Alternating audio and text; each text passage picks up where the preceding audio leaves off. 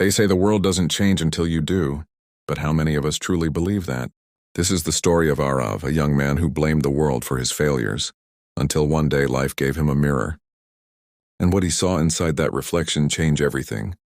Arav sat on the edge of his bed, staring at the cracked ceiling. Another rejection email flashed on his phone. "We regret to inform you." The same line, again. He had graduated 3 years ago, top of his class, full of dreams, but life, it seemed, had other plans. No stable job, no savings, and a family starting to lose faith in him. Every day, he blamed something new. The economy, the government, luck, even fate. "The world is unfair," he muttered, staring at his reflection in the mirror. But the truth was, he had given up before the world even began testing one night. After another failed interview, Arav walked through the city streets in silence. He passed cafes full of laughter, bright offices still glowing with late-night workers, and in that contrast, he saw his own emptiness. He stopped near a small park, sat on a bench and whispered to himself, "Why me? Why do I never win?" Next to him sat an old man feeding stray dogs. The man turned to Arav, smiled gently, and said, "Son, you ask the wrong question. The world doesn't owe you answers. Your mindset does." Arav frowned. "Mindset? What do you mean?" The old man chuckled.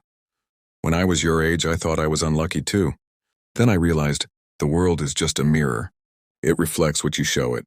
The next morning, Arav found the old man again. His name was Kabir. He owned a tiny repair shop on the corner of the street. For weeks, Arav would visit him, helping around the shop in exchange for tea and advice. Kabir never gave him money and only lessons. One day, he handed Arav a broken clock. "Fix this," he said. "I don't know how," Arav replied. "Then learn." Kabir smiled. "The clock doesn't wait for someone to fix it. It keeps moving. You should too." Arav stared at the gears, confused yet fascinated. Every mistake taught him something new. And by evening, the clock was ticking again. Kabir clapped softly. "You see? You fixed the clock, and then something inside you too." Over the next few weeks, something inside Arav changed. He woke up early, planned his days, read self-improvement books Kabir lent him. He started a small freelancing gig, using his design skills. At first, clients ignored him, but instead of quitting, he learned. He upgraded his portfolio, watched tutorials, practiced daily. Slowly, opportunities appeared. One client became 2. 2 became 5. Arav realized success wasn't about waiting for luck. It was about building momentum. Kabir's words echoed in his mind. "The moment you stop blaming, the world starts." A few months later, Arav applied for a major project, a high-paying contract that could change his life. But he wasn't the only one chasing it.